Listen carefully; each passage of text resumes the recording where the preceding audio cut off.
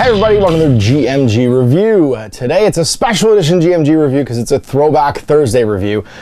This is an idea I've had for a while actually, because I have like a vast collection of out of production, out of print, and just like, I don't know, they're keepsakes, they're novelties, they're bits of history, games from all over the industry. And what better one to start off with than first edition Warhammer Fantasy Battle. This is the game that kind of started it all. For a couple of reasons. One, it was a game in a box. It didn't come with any miniatures, but these games, actually this and its supplement, which is Force of Fantasy, came in a box game, or in a box set. And that was a big deal because at the time, in the late 70s when this was being produced, most model companies, most model stores that Games Workshop was trying to sell this product into weren't interested in selling books. They didn't want to sell books, they wanted to sell models. But if you put something in a box, psychologically they were more willing to order it. And so the box game became a thing, even before there was miniatures in the box. And actually, if you flip this box over, it literally has a sticker on it because people would get confused. It says rules, miniature figures and dice are not included, it's rules only.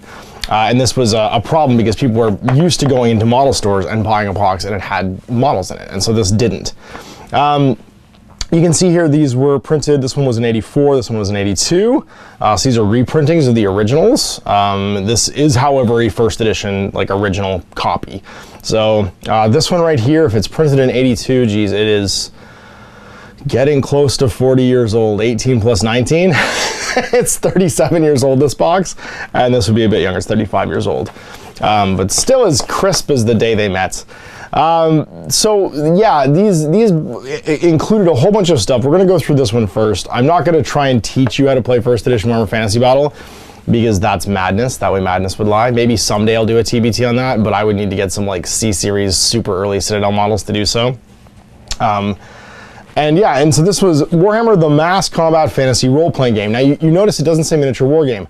There really weren't miniature war games at the time. Chainmail and this, which was the sort of the follow-up to Chainmail and all of the stuff that had been done before that, were basically adding Tolkien-esque fantasy elements to historical medieval combat games and then mixing it with this new term, which was role-playing game, which had come out of Dungeons and Dragons. So it was very in vogue at the time to call things a role-playing game because you were still assuming the role of the commander of an army, but this isn't a pen and paper sit down and we're gonna go fight goblins in a dungeon sort of a role-playing game. A bit of marketing there basically. And actually, even before I open this up, a lot of GW products, if you go back and look at them, would have a tag actually on them throughout most of the 80s and even the early 90s that would say 3D roleplay. In fact, my copy of Titanicus, which I'm looking up, it's up on the wall right now, my 1980s one, has a sticker on it that says 3D roleplay. And it's because that role-playing term was so popular with hobbyists, it gave a little bit of, like, I guess, extra incentive to go and pick it up. And so yeah, so there's the box itself, and then inside, look at this. You can tell I do try and take care of these things. That is not obviously the original 35-year-old bubble wrap. We have 3 books. And there is first Volume 1, Tabletop Battles, Volume 2, Magic, and Volume 3, Characters. Now, I do have another edition of this. I think it was Warhammer Fantasy Battle 7th edition, came with a reprinting of this game where these 3 books are compiled actually in a white book with this cover, and I do have that too. And I briefly considered doing the review using that to not damage my copies, because like these are obviously, a collectible. They're fairly significant in the wargaming industry. But then I thought, no, fuck it. Let's show you the let's show you the real thing. And you can see here, Brian Ansell, Richard Hallowell, and Richard Priestley are the authors here for Warhammer Fantasy. So you've got Magic, Characters, and Tabletop Battles. So this is the core rules. These are the Magic rules for applying Magic to your games. And then what Characters actually means is everything that's on the table. So when they say characters, they mean everything from the lowliest goblin up to like your heroes and stuff as well that are fighting in the game. So, tabletop battles, mass combat, fighting in dungeons, and monster types. So this did include some sort of like adventuring elements. And when we get to the beginning, now you're going to see just how incredibly different a layout for a book from this time is. This was being done with paste ups. I don't know if you know what a paste up is, but a paste up is when you actually would glue all of the individual like paragraphs and pictures down, and then that would basically get like copied to make the pages. I heard some when I worked for Workshop. I would hear some stories about paste ups from people who'd been there for like 30 or 40 years, and just the fact that the smell of the glue in the paste ups was still like something it would occasionally haunt their dreams. And what I think that means is the solvent has actually like burned the front of their brain, probably, because it was a different time. So you can see here text Richard Howell, Brian Ansel, and Richard Priestley, so the three of them wrote it together. And then you've got John Blanche doing all the box art, some classic Blanche. Actually, I should mention, this is Harry the Hammer right here. He's a very famous character. He's been redone several times, actually, as like promotional figures and stuff. But this is the original Harry the Hammer. There is actually an old Citadel miniature form, which I don't have. But he was the poster boy. And that's obviously, the Warhammer's been drawn in there for that reason. So yeah, let's take a look at the actual index here and see what we got. We've got movement, psychology, morale, shooting, combat, fighting tabletop battles, fighting in dungeons, flying creatures, the Ziggurat Doom, because of course you couldn't, at this time you could not do a proper like fantasy game without having an adventure module in it. You couldn't do something like a semi-RPG without actually having something in here that was a story-driven adventure. Introduction. This booklet is the first volume of the Warhammer Fantasy Wargaming system. So now you see they don't say role-playing here, they say Wargaming. It's very different from what's on the cover of the box. The cover of the box is trying to advertise a role-playing element, right? And they say Wargaming here. So the difference between the outside of the box, which is a bit of like a marketing, and then this, which is actually describing a Wargaming system. It contains rules which can be used to simulate everything from a small skirmish or dungeon adventure to a huge pitched battle. The game is played on a tabletop using models, figures, rulers, dice, and model scenery. Once you've mastered the rules, you'll be able to use them in adventures or battles of your own creation. You should consider them as a tool to play out any numberless variety of fantastic confrontations. Notation. To make the rules easier to read, some sections are marked as advanced, and advanced rules shown for players who are already familiar with the general content of Warhammer. Players who may decide beforehand if they want to use some or all of the advanced rules. And advanced rules have a box like this. So you can see this little here, it's like a little Chaos Warrior with a skull on it. Anything in these boxes was considered an extra rule and not part of the core game unless you were going to use it. Some stuff about math, scales. So an inch is a pace. I like that. It's a step. They didn't try and give it like a measurement that was non-universal. A human step basically is an inch. 1,000 paces is a mile. 5 miles is a league, and 2 meters is 1 pace or 1 table inch. And it's all used in metric, which I think is interesting for the time. So turn sequence, so regular Warhammer. The game progresses in each of the players by taking a turn in strict rotation during his turn. Now notice there's nothing else, like that's the whole introduction. And it jumps right into the rules of the game. No background, no story for the Warhammer world, like purely just right to rules. Each player's, takes turns. During their turn, their player is referred to as an active player. Flip a coin or something to see who has the first turn. I love that the rule says, or something. Flip a coin, or something, whatever. I don't know, like knife fight for it. Fight with axe handles, whatever you want to do. Movement phase, the active player may move any of his figures as he wishes. None of the other players may move. Shooting phase, all players may shoot with any suitably armed troops. That's interesting. The shooting phase happened for everybody all at once. And the idea there was to simulate that shooting was happening all the time. So basically the difference between your turn and your opponent's turn was whether or not you got to move. And then combat phase, any opposing troops in base contact with each other may fight. Second movement phase, because yeah, there was 2 movement phases. The active player may now move any of his troops again, so long as they didn't fight in the combat phase. So basically you had 2 actions, movement, and then another action, but if you fought, then you couldn't move again. And that was their version of marching, right? It was a double move, which I think is actually a really interesting mechanic, and kind of simulates what happened in 3rd edition 40k, and now in current 40k, where you move and then you charge, right? You have a second move afterwards. However, troops may not move closer than 4 enemy troops, and this represents people bringing up their reserves. Magic phase happened at the end. The active player may now cast and implement spells, and then rout phase, all units who are routing or pursuing should be moved now. Any player has made dice now to rally their troops. So if you're routed, obviously you can't do anything in these steps. You would flee at the very end and then try and rally at the end of that flee move. Like this little chart, people doing things. Models, weapons, and weapons use. These rules have been designed for use with Citadel model miniatures. Now that's interesting. It was branded as being used with Citadel. Now, obviously the relationship between Games Workshop and Citadel had cemented at this point. There was a full collaboration, and Brian Ansel is actually, who's the owner of Citadel Miniatures, is on here as an author, which means that this was purely made as a reason to buy and play with toy soldiers, which has been the way now for another like 40 years, or close to 40 years.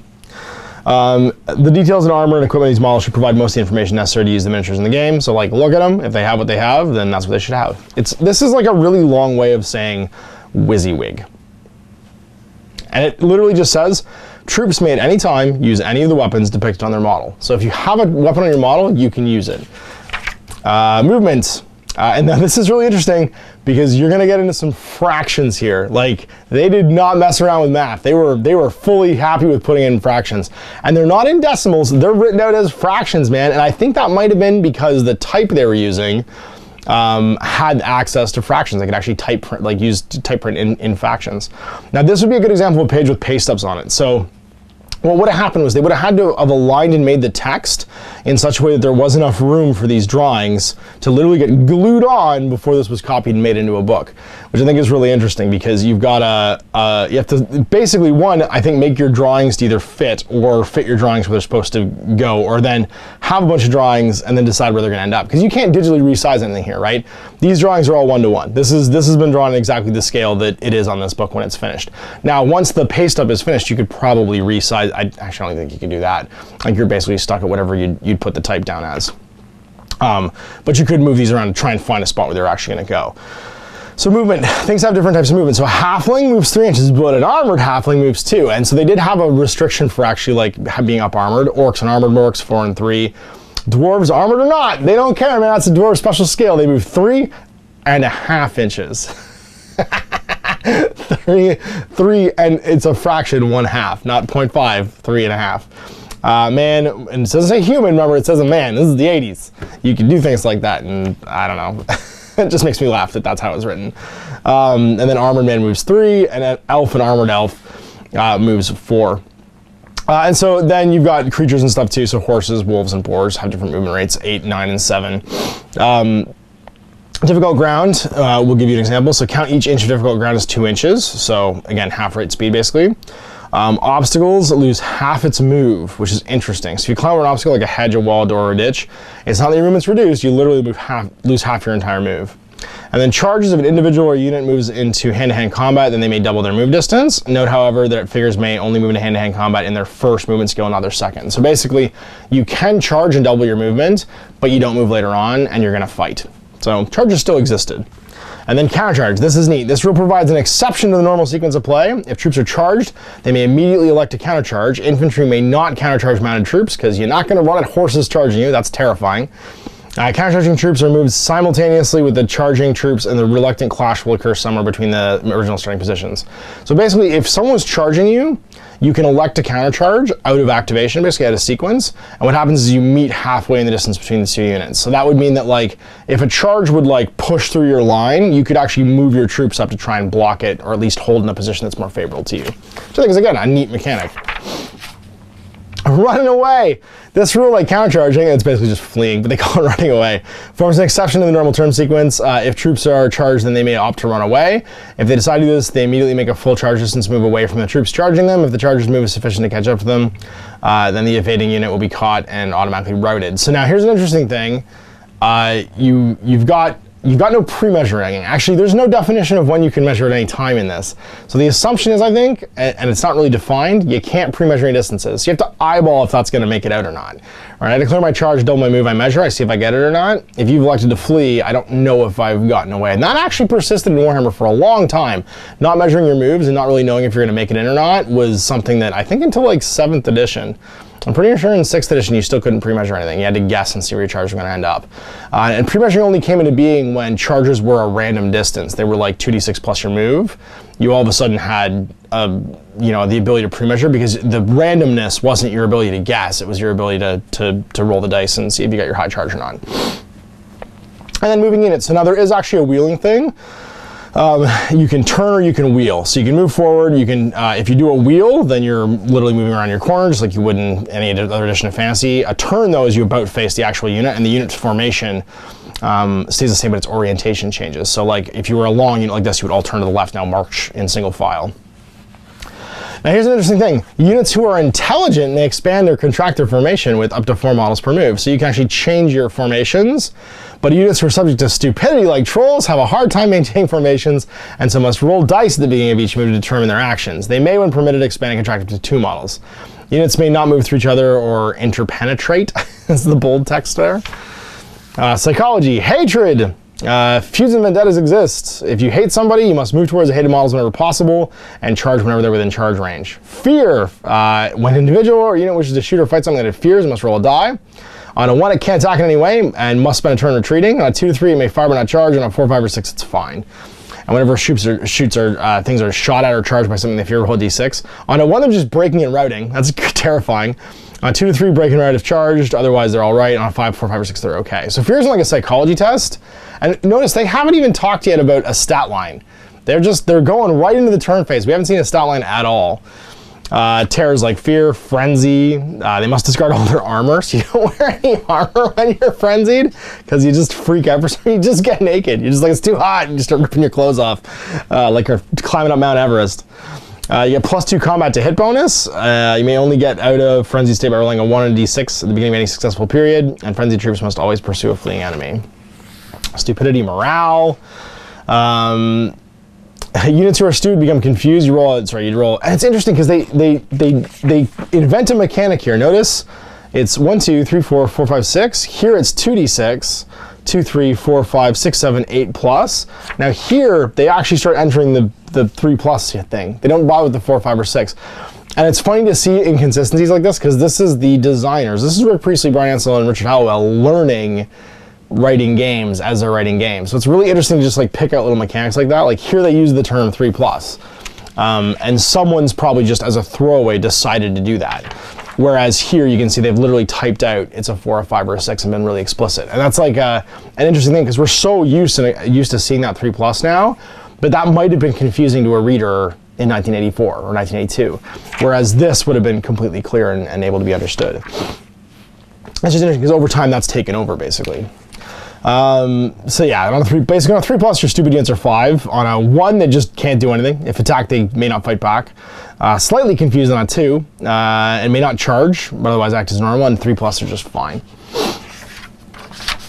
Yep, so then morale, roll a d6. So it's interesting. So morale check should be taken whenever the following happens. A unit falls below half, when a friendly unit of at least equal number of strength breaks and routs. When the army leader or king, etc., is killed, because you might have a king, and for an individual who's wounded, so if a guy becomes wounded. Take a morale check by roll a d6 and modify as follows. So -1 if they're below half, -1 if something you fear is within 15, -1 if any wizards within 15, just randomly, like you don't like wizards, you're scared of wizards. -1 if you're under attack by magic, -2 if you're already routed, +1 if the unit's not yet suffered any casualties, +1 for every friendly hero, army leader, or king. +2 if the unit is actually led by the hero, army leader, or king, and then -1 for single figures for each win the point that they've suffered.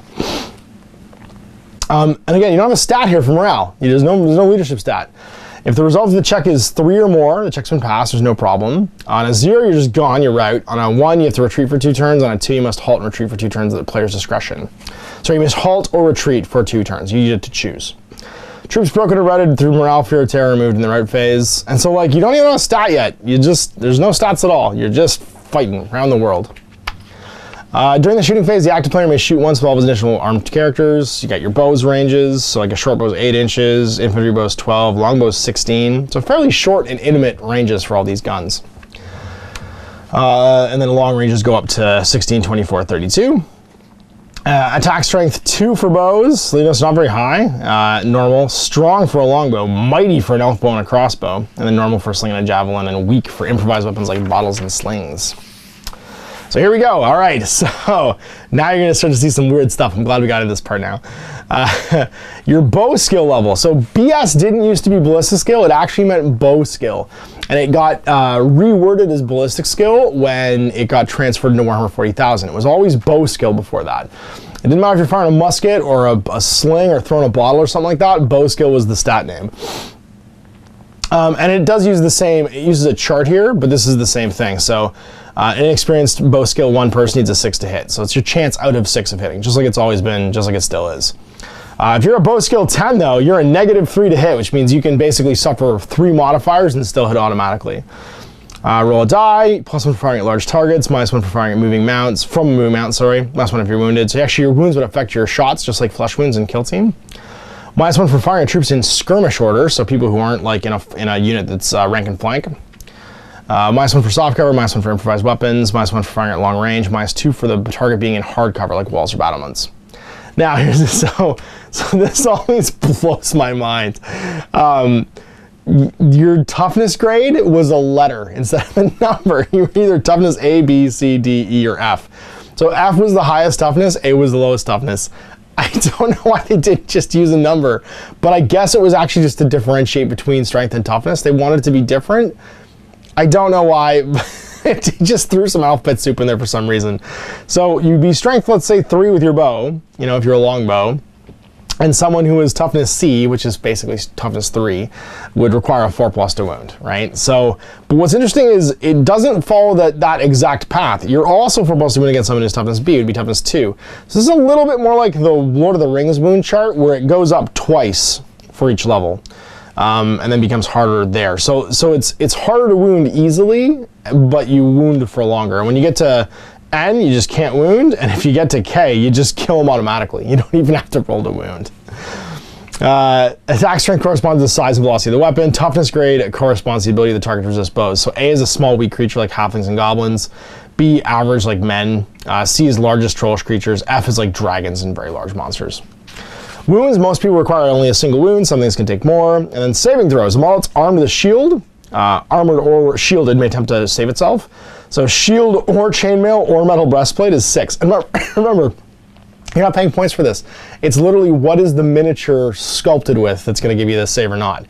And if you had a unit that was all different, you have to go through and pick out, well, that guy's got like a chainmail thing and this guy's got a shield and a breastplate. And you have to figure out what they actually have when you made the saves. So 6+ for light armor, basically. Chainmail armor or complete plate armor is 5+. Sorry, shield plus chainmail armor or complete plate is 5. Plate plus shield is 4, or mythic armor, because you know that's mythic armor is your it's your what is it, legally distinct mythic armor, and then mythic armor plus shield is a 3+. I like that even then they were worried about that. They were worried about using mithril, so they used a legally distinct term instead, by adding a C and taking away 2 L's. Mounted figures add 1 to their saves. That's actually a rule that persisted through until 8th edition fantasy, which is gone forever. Then you got harder to wound against higher strength hits. So your modifier, if you're a strength grade 4, 5, or 6, would be -1, -2, or -3, just like it is pretty much in all the editions of fantasy. Now, what's interesting is there's nothing really higher than strength 6 at this point. Nothing really goes higher. That's the cap there. Mounted figures, shooting from hills, then combat. Combat works pretty much the same way as it always did. Troops attacked in a strict order. Those with the highest initial level strike first. Throw to hit, the attacker, and I like it says throw, not roll. So that's a very English thing, is throw the dice. We throw the dice. It's not roll the dice, it's throw the dice.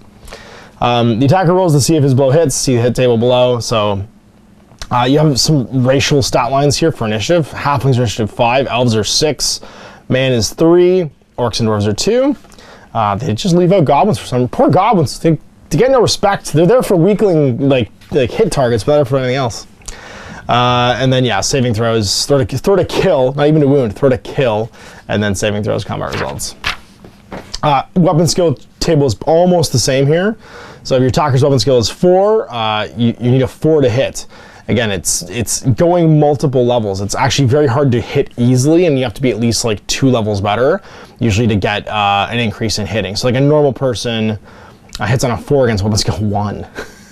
You never really hit until you hit like weapon skill 6, and weapon skill values did very highly in this game. They would get like crazy high, like a weapon skill, I don't know, 6 person. If you're proficient, you'd be 4. So yeah, you'd hit someone who's weapon skill 1 on a 3 then. But like weapon skill 6 person is just skillful. So that could even just be elite troops. Like you're like Chaos Warriors could be weapon skill 6. And so yeah, so it gives you some examples here. Like inexperienced is goblins, poor is goblins, normal is men, proficient is dwarves and elves. I like how dwarves and elves are just better than everybody, just cause they are. And then adept, skillful, and then once you get to the 6, you're at a heroic level, is where your heroes are at. And then throwing to kill, throw to kill! I think we should still call it that, that's great. The same as before. And then you're going on to your combat results, like whether or not you actually won the combat. You get, what is it? When a round of combat's been fought and there's still troops standing on either side, count the number of wounds or kills on each side. The side which has caused the most has won. If neither side has caused any wounds or kills, then the combat is a draw. Nothing happens. Fight the next round. Troops who lose a round of combat are pushed back 2 inches. Pushback troops may not change formation or overlap in the next combat round. Troops who win a round of combat may move fighters from back rank into combat and may bend up to 4 figures around. Troops pushed back 3 times successfully are routed. So that's interesting because you still might pass your morale check and keep fighting because you still have to make a morale check when those triggers happen. Like you get your hero and you get wounded, you're getting half your unit killed or whatever. But then if you just fail 3, you're automatically routed. Some troops are especially valiant or cowardly. So orcs and goblins get routed in 2 rounds of combat, trolls 2 rounds of combat, elves 4 rounds of combat, and dwarves take 5 rounds of combat being pushed back consecutively, remember, to die, basically to break from combat or to be running away. And then you would still do a flee and a pursue. Advanced rules follow on combats. That's falling into a new combat. I think this is the first time we've seen an advanced rule with the Chaos Warrior. So all this is still core rules. Yeah, that's the first call with a Chaos Warrior advanced rule right there. And that's it. That's the core rules. 26 pages. So like critical hits, knocked out. Like that's it. There's your whole like core rules of the game. And then the appendix. First, there's an advertisement, a special offer. Citadel Miniatures on 10 Victoria Street in Newark, Nottingham. Thorgrim will only, so you can get your Thorgrim miniature. We hope that you've enjoyed our introductory Warhammer scenario, the Ziggurat of Doom. We haven't even read it yet. As a special offer to customers, we've arranged for Citadel to produce a unique model of Thorgrim Braindim. Braindim, the dwarf hero from this adventure. This model is available for free to purchase of Warhammer. Simply cut out the form and send it to us together with a large stamped addressed envelope. Sorry, no photocopies are going to be accepted. So, yeah, you got a free miniature just for buying this box. You got a Thorgrim miniature. And at the time, that's a pretty cool offer, man. Like, just getting a free toy soldier. I mean, now, like, you get a free toy soldier and White Dwarf, whatever, but, like, that's pretty neat. And it's a mail away, which I think is hilarious. Don't forget, our Warhammer game is the basic set for the Warhammer Fantasy game system, also available as Forces of Fantasy, which we'll look at in a minute. The same 3-volume format as Warhammer. Forces of Fantasy provides army lists, additional rules for playing massive battles. Due for release in 1984, we have Realms of Chaos and Rogue Trader, 2 new box sets introducing, on one hand, evil and sinister gods of chaos, and on the other, adventure and mass combat in the far future. Rogue Trader didn't come out until 87, and Realm of Chaos, I think, was probably 86. It's interesting they're advertising that in this little shout out right here, and that's like a little advertisement in the middle of it. This is the second reprint of Warhammer, which must make our mass combat game one of the most widely used set of wargaming rules ever. It's our intent to continue to add new material in the form of new supplement scenarios and specially designed Warhammer models. In previous printings, we included a sheet of amendments and extra rules to clear up points to the original text. This free supplement is all the recognized amendments. These amendments refer to only the first volume tabletop battles. I'd also like to take the opportunity to thank all those Warhammer players who were written in with suggested amendments to the new rules. If you use our mail order service, please know that any Warhammer inquiry must be sent separately with an individual SAE, which is self-addressed envelope.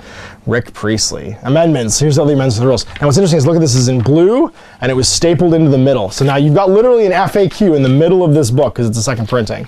Again, a reason why I wanted to show this to you. So this, in the original first printing, this is the second printing, this would have been right to page 27. And if you notice the page numbers, 26, 27, this is literally been stapled into the middle in the staple binding, and adds a new to hit chart, which, if you notice, makes everything way easier to hit. You've got different stuff, like a quick ref sheet basically for all these things. Additional rules for returning fire, fighting defensively, magicians and armor, so you can't wear armor and be a magician. And then like your quick, this is literally like your quick ref sheet right here with put a troop list for doing your armies and stuff like that. Tabletop battles. To play a tabletop battle, you need a large flat area, although a floor will do. Ideally a table of at least 6 feet by 4 feet. What? The 6x4 standardized on page 27 of first edition Warhammer Fantasy Battle. Fighting with regiments, talking about main regiment bases, fighting in dungeons, flying creatures, the Ziggurat of Doom. In the darkling woods of Dwarf Strangle, there stands a most ancient ziggurat, solitary and forgotten. The crumbling mound base passes century after century undisturbed until the day in question. Upon this day, the day of the adventure, the 6 dwarves, Sigurd Strongarm, Sigrat Blackbrow, Sigrun Slendershank, Skiggy Brokenback, Sogorn Brittlebone, and their leader, Thorgrim Braindim. This is the guy who's the free miniature you can get. Break the peace of sleeping millennia as they stumble hurriedly into the sunlight of the open glade. Indeed, the dwarves have reason to hurry, for they're fleeing for their very lives away from the forest, away from the goblins whose cries can even now be heard in the glade. This looks like a place to make an end of it, says Thorgrim. We defend the old temple, for I'd rather die here with the weapon in my hand than die running with an arrow in the back. All the others murmur their agreement in the sullen way of dwarves, and the company deploys themselves in the ziggurat ready to meet the onslaught of goblins. So, literally, you have a learn to play scenario here with 6 dwarf miniatures, whose stats are here. So they're 3.5 movement, weapon skill 7. They're all weapon skill 7. Bliss skill 4, strength 2, toughness C, so ABC, that's pretty tough. 2 wounds and 3 initiative. Look, the type settings off here. 3 initiative, 2 attacks. This was a problem because they didn't space over far enough. They literally have to hit the space bar and go over far enough to actually touch this, which I think is hilarious. What else we got here? And here's your map. So someone's hand drawn the map. And then goblins. The goblins can be seen. The first 6 goblins rolled can be hobgoblins. Interesting. The goblin player is represented by the other players. The objective is to attack and kill as many dwarves as he can. He starts off with 3d6 goblins, which can enter the table in groups as the player wishes. During the next 3 moves, the goblin player may receive up to 6 reinforcements per move. He throws a d6 at the beginning of each of these turns to see what he gets. This represents odd goblins getting lost during the chase. So like he has reinforcements coming on. They move 5/6 depending on their armor. Oh, never mind. This is Guthnog Bristlenose. This is the leader of the goblins. With weapon skill 5. Even all the other goblins have weapon skill of 2. And then the dwarves, of course, weapon skill 6, which means he's going to get beat up. Victory, the goblin leader receives 2 points for each dwarf slain except Thorgrim, who's worth 6. The goblin or the dwarf player receives 1 for each move he survives, with at least 1 dwarf left alive. The winner is the player with the highest number of points at the play ends, or all the dwarves are dead. Use this system, players can play the scenario twice, swapping rolls to produce a fair and even score. That's great. So there it is. You've got tons and tons of, and also each hit must be saved against as for poison. His Warhammer caused poison. Interesting. And then creatures. So you have different skills, like if they're an animal, regeneration, or cause poison. Index and lists, men and humanoid monsters, large humanoid monsters, monsters, were creatures, undead. And here's all your stats. So these are the basic stats. Men. Citadel fighting men are available to meet the requirements of the most demanding commander. C37, 38, and 39 provide an assortment of medieval and dark age warriors. Together with Arab types and fearsome Vikings. Armor and weapons will be as depicted. So, again, you didn't really get to arm or equip anything with points. They just were whatever the miniatures were.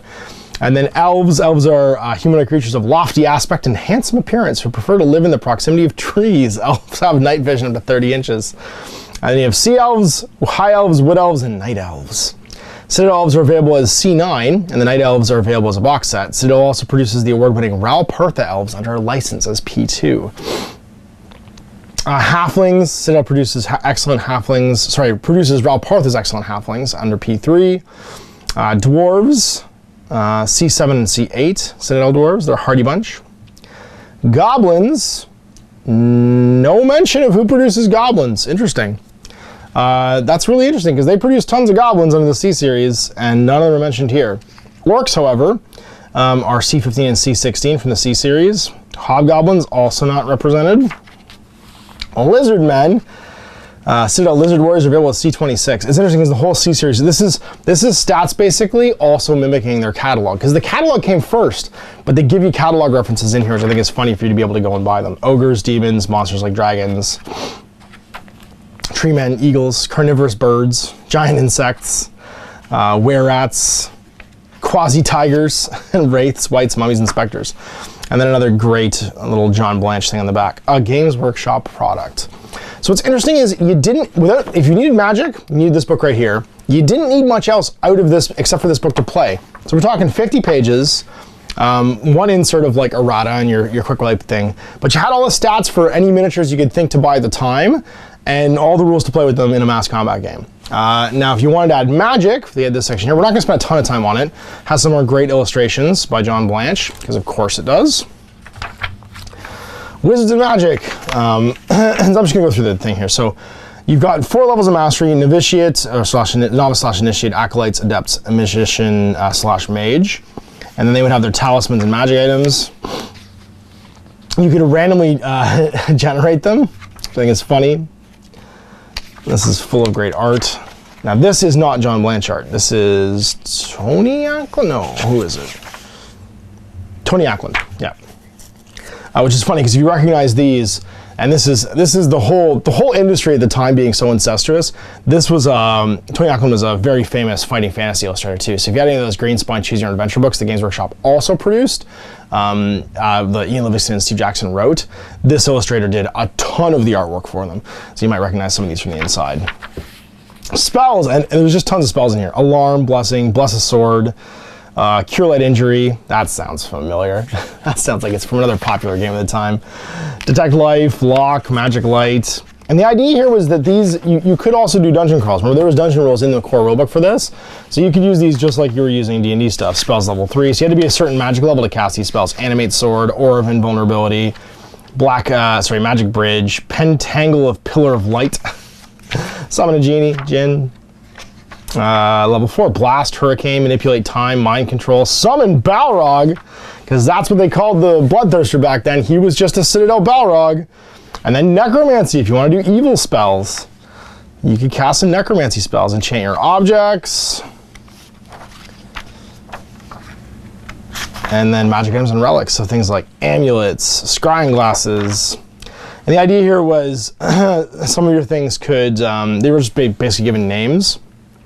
They would just embody one of the spells. So the magic items, you just take a spell effect and then put them onto these things, which I think is neat.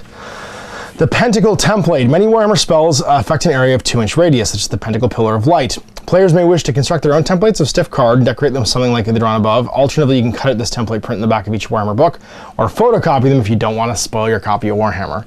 Now, luckily enough, mine is not spoiled, but this was a template. And look at it, it's a beautifully illustrated template that you could cut out, and it's double-sided on the back, so it's actually printed right on the back as well. So you could, I mean, there's got to be some copies of this game out there where the back's been cut off and someone used this template.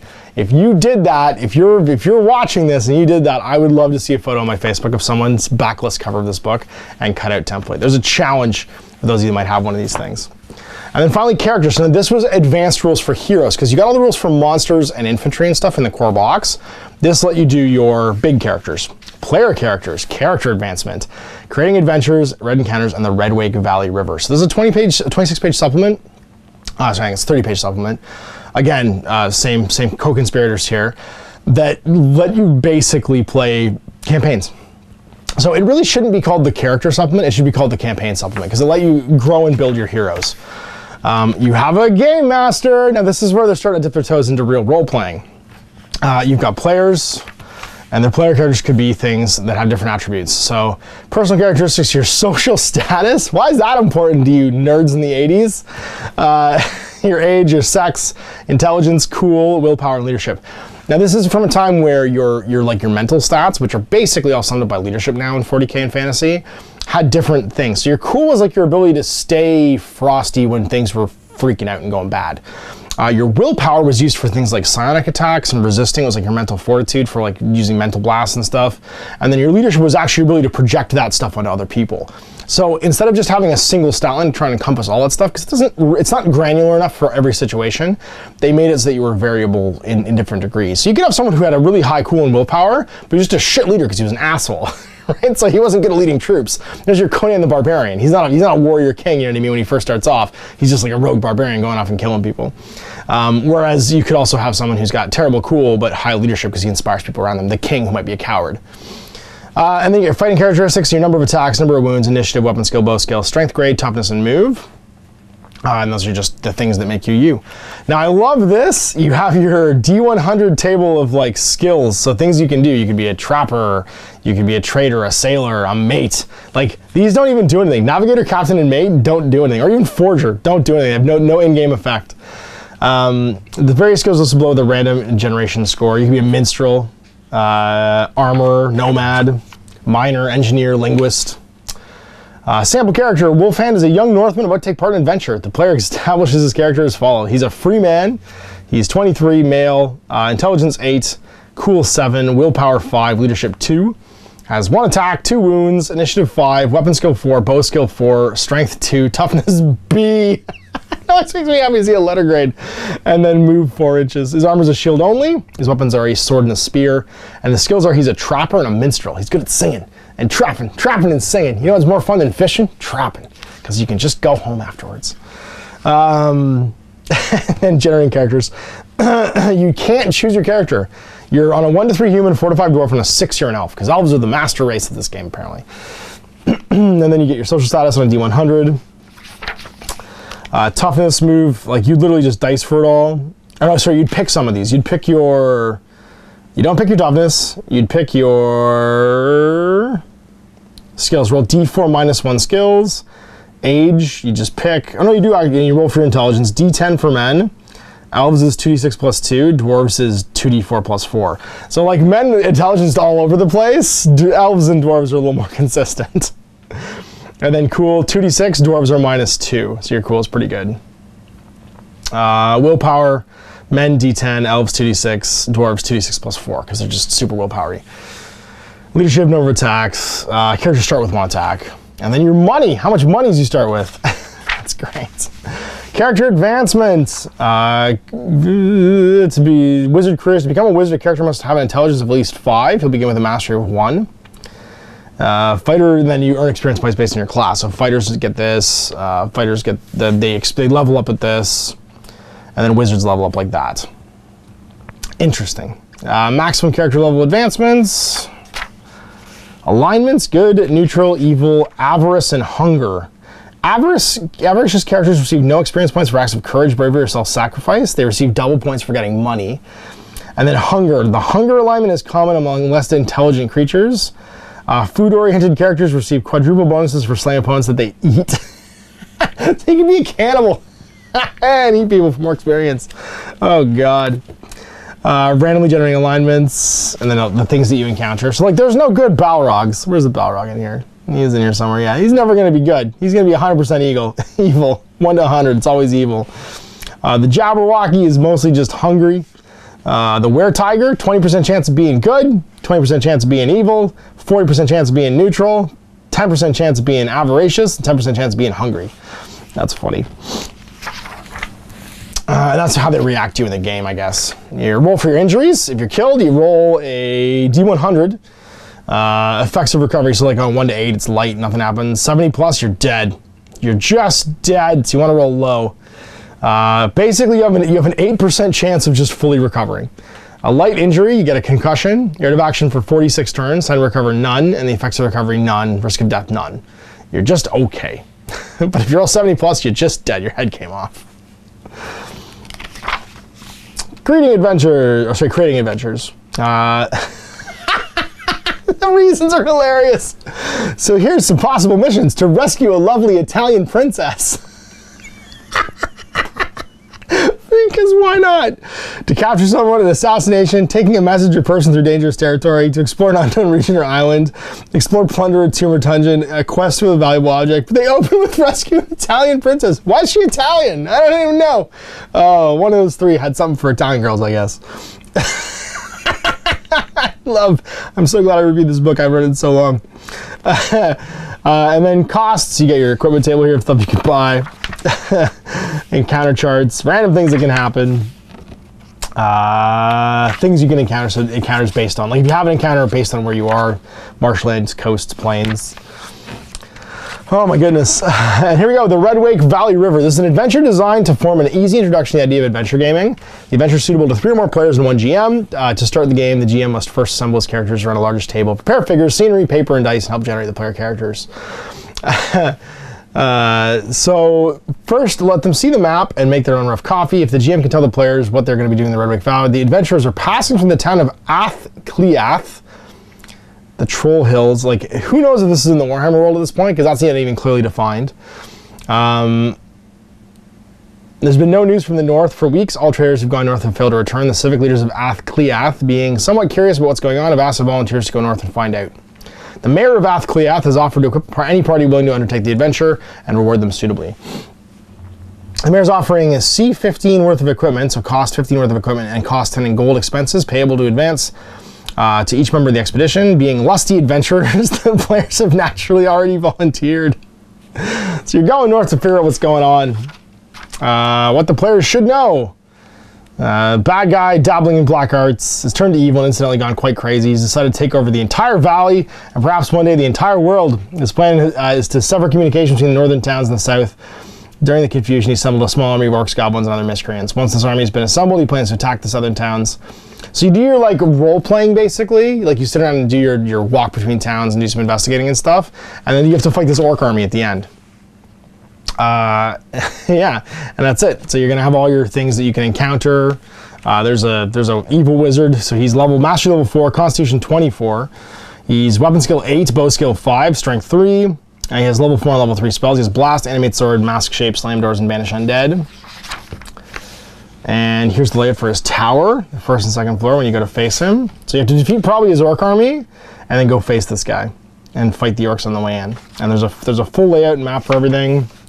And then Citadel models figure suitable for the Redwake Valley scenario. Salmon's orcs and goblins come from Citadel's fine range of individual nasties. Goblins can come from codes 12 or 13. There it is, there was goblins then. They just didn't talk about them in the other book. Independent goblin bands are countered in various types. Red goblins, lesser goblins, wolf riders and cavalry code 21/1 F and G. Because the idea is that you're literally ordering all this stuff from a mail order catalog, and sometimes you can't actually pick the individual model. What would happen is you'd order, let's say, C9 or C7, and they would just send you random orcs. They would just try and send you one of each, basically. You wouldn't necessarily get to pick what you got, like you just get orcs in a thing. You could probably call them or like specify, I want orc this or orc that, but sometimes they would just show up and you would just say, I want the orcs from C5, and you get a pack of 8 orcs. The Fenmen live in an early medieval peasant culture. Citadel mutant warriors and adventurers code 38/2 make excellent Fenmen who wear dull clothing. And there it is. So that was the adventuring part. And these 3 books together are a pretty comprehensive mass combat and RPG system. You've got some basic fundamentals, and this is obviously a very early system, but you can see here that this writing is about you using your imagination to create the rest of the adventure. Now there is the forces of fantasy in here, but there is no world building. There's like just the skinniest bit of world building in this actual collection of books, and for the most part it relies on you to do all the heavy lifting when it comes to telling a story. Now forces of fantasy adds a bit more. You're gonna get rules for like different battalions for like running units of things and what they can do, and actually a point system. So this gives you a point system for buying your armies. As well as the different armies themselves, so like high elves, and this was more like a book of codexes basically, and then scenarios and stuff as well. So we're gonna look at this one next week on Thursday.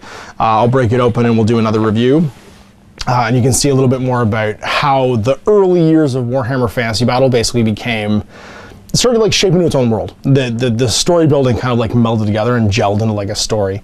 Whereas this one is use what you want. Here's the miniatures. We provide you with all the miniatures to do things, but you can set up and play actually relatively quickly because it's just about taking your army, putting it on the table, and playing a game.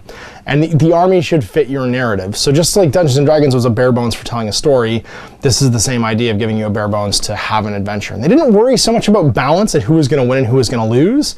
It was more about telling that narrative through playing a game. So I hope you enjoyed this look at first edition Warhammer Fantasy Battle and altogether there's maybe 100 pages here, 56 in the core rules, and just some nostalgia on what a 1982 wargame looked like. So imagine you were in 1982 and this is what you pick up. This is your game in a box. This is the first thing you buy. And then what do you do? Like, what do you and your friends do, I guess? Dungeon mastering, going out and deciding that you want to play an adventure. Do you go and pick up some rats? Do you pick up some dwarves? Do you make a character and have an adventure and have some battles be part of it? Have the set piece battles be like a part of that game? I don't know. Tell me in the comments. Discuss this. I hope you enjoyed this.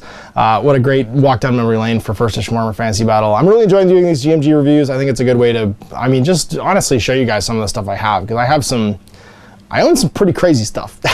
So we'll see you for at least next week. We'll look at Forces of Fantasy on Thursday. Next time I'm Ash at Wargaming. I hope you enjoyed that video. If you want to support the channel, of course, like and subscribe and hit the little bell below so you get notifications when I post future content. I do post stuff 7 days a week.